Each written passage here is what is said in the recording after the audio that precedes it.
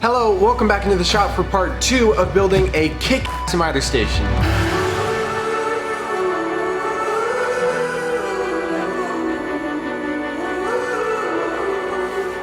In the first video, you saw me mill up all these pieces of walnut, which ended up being the trim for the drawers. And because I'm detail oriented, these drawer fronts are actually all grain matched, if you can tell. So like this grain line right here runs all the way into the next drawer with just the seam in the middle separating the drawers. If you could imagine this being the 4x8 sheet of plywood right here, as you can see, all the drawers down there are cut and these still need to be milled, but it's all coming from the same sheet, which is really cool. The first objective here is going to be milling all of these parts down. So let me get this sheet over to the table saw and start cutting.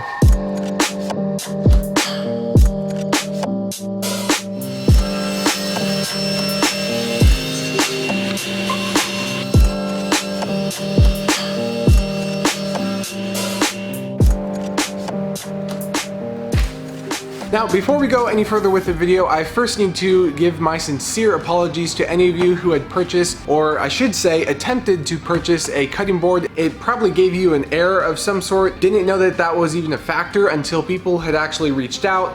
I got like a dozen people that had said, hey, I tried to buy a board and it gave me this error, what do I do? It turns out that the service that I was using to fulfill the orders wasn't quite processed all the way through, and since then it is fixed. The link is back down in the description, and I'll leave one also in the comments if you're still interested. I do apologize for that. They are good to go now, and if you buy one, it will be shipped out right away.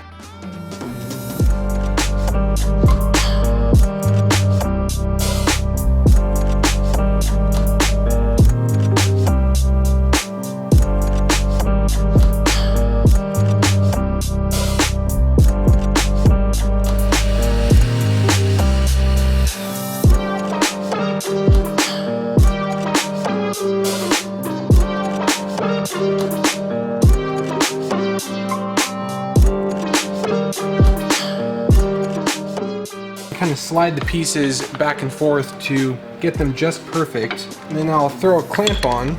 You can then put glue along your piece and then slide that puppy in there, and it's not going to be able to go anywhere.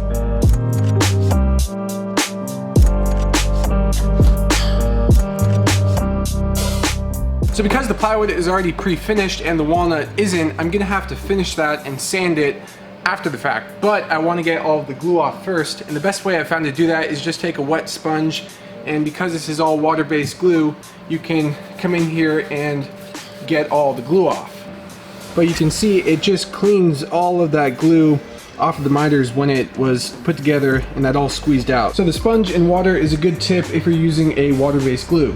And right before I install the drawer fronts, I first need to make up the cubbies, which are just a little bit larger than the drawer fronts.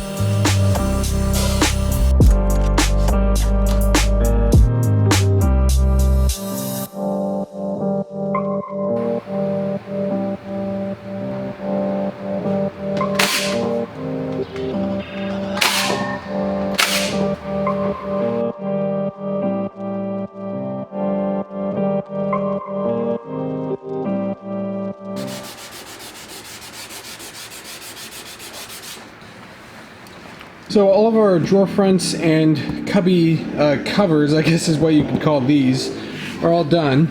And I went over here to put this on just to see what I was going to be up against, and I realized that the lower drawers all along here are actually too high. You can see I wouldn't be able to open the lower drawer. So this is going to have to all move down. So before I even show you how to mount these, I first need to move these down a ½ inch.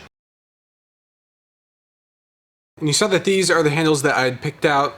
And so the first step of actually mounting these onto what we're building is first drilling the holes for these. And you'll see why this is important in a little bit. And with one of them already drilled, you can then use that one as a template to drill out the rest of them.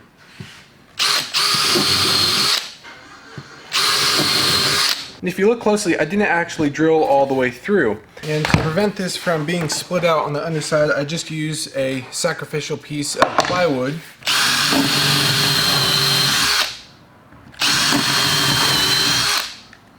Then now, because I use this piece here, there isn't any tear out on the backside. So with all of our holes now drilled for the handles, I'm now going to drill the holes for the hinges. And these are just standard hinges that you'd use on any cabinet door.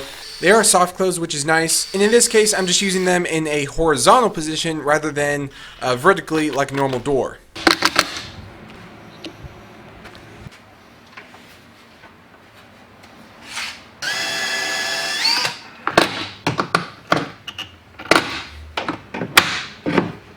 They actually have a mounting plate that just pops off like that. So I'm installing these up at the top here, and I'm using this jig, which is also from Blum. What this does is it actually lays out the exact hole locations based off the edge of the plywood right here.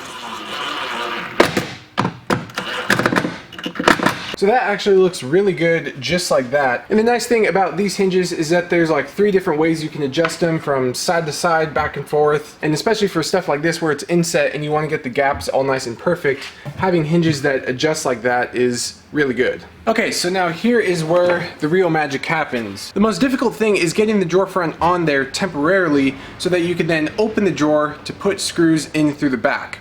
By far the most difficult part. And so what I'm going to do here is roughly put up the drawer front onto the piece. So I have a bunch of 3/32 inch spacers. Put my shims in here and butt it up against the other pieces, which will give us our gap. So you take a couple of screws through the pre-drilled holes on the drawer front like this, and I'm just going to drive that screw directly through the drawer front.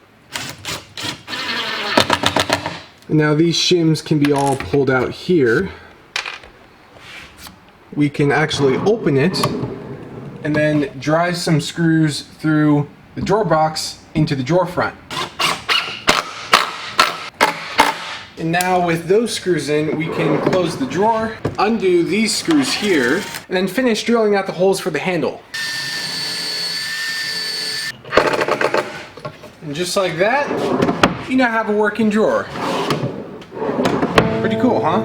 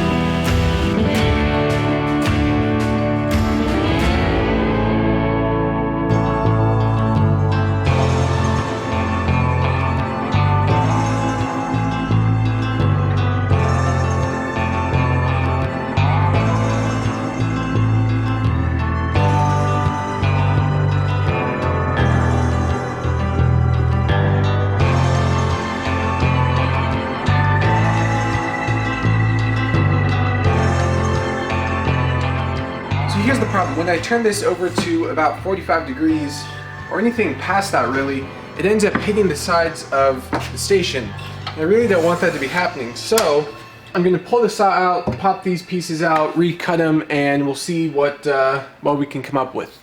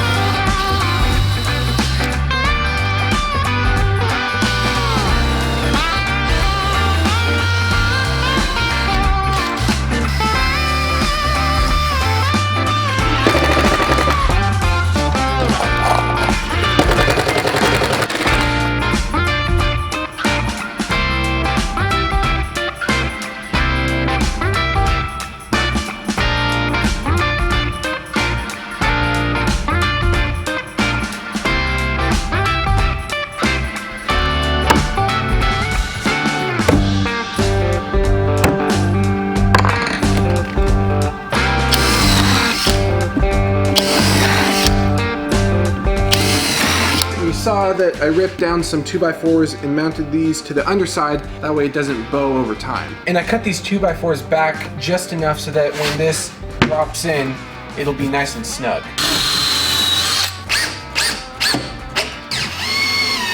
The next step is going to be actually putting down a skin of an 1/8 inch MDF panel on the top of here, which is going to be our main work area or work surface when we're cutting down all of our parts. And so this is the product that I'm using. This is a spray adhesive. It's pretty simple to use, but with this, because it is pre-finished birch plywood, I'm first going to rough up the surface so that this actually has something to bond to. Once the MDF is actually in place here, it's going to change the height of what we need to have our saw at. And the way I'm going to fix that is by just adding an 1/8 of an inch shim underneath these runners right here to raise this panel up and make it dead flush and good. So the first thing we're going to do here is rip down the MDF to, I think it's like 13 inches or so.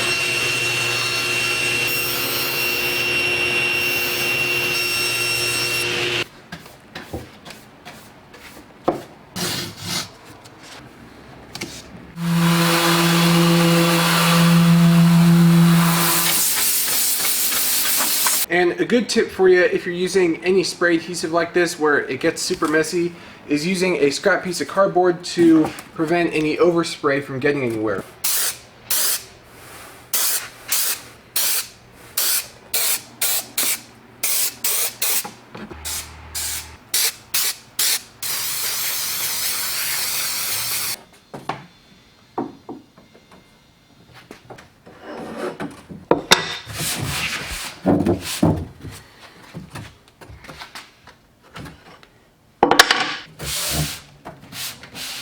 That's perfect. Cool.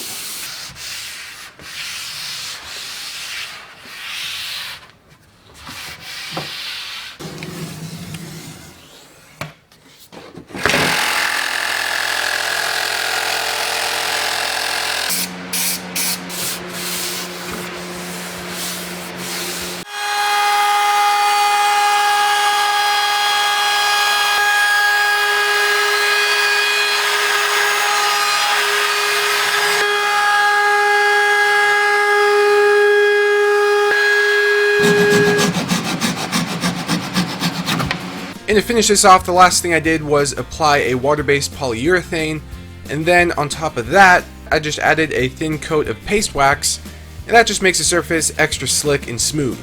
And to make this thing really pop, right above the miter saw where there's going to be a cubby, I decided to make the front of it completely out of walnut, and thankfully I had a scrap piece of walnut plywood that was just the right size, and from a visual aspect, I think this looks really cool. When it was all said and done, the contrast between the birch and the walnut honestly is something I'll probably never get tired of.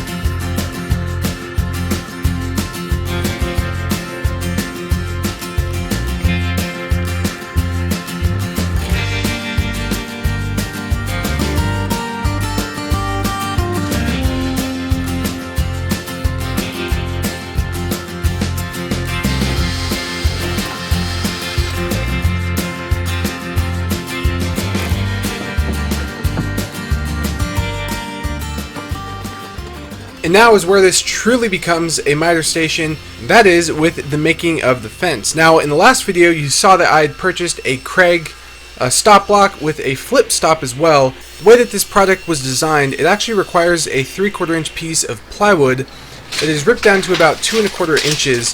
That is the full length of the station. What I did was actually rip down 2 pieces and form kind of like an L bracket, and that way I was able to drive screws directly through one piece of plywood into the top deck of the MDF panel, and that made a really secure connection. I didn't have to use any pocket screws or anything. The fence itself is really only there to assist with the stop block and the flip stop. It's not really used to actually make a 90-degree cut. That's what the fence on the actual miter saw is for. And because of that, I put the actual fence maybe a 1/16 of an inch back. That way, when I'm cutting anything, it's going to register only against the fence on the saw. And now with the fence installed, the last thing is to really dial in the flip stop and the production stop. And I spent maybe about 5 minutes dialing these in, making sure that they're as close to accurate as I can get them.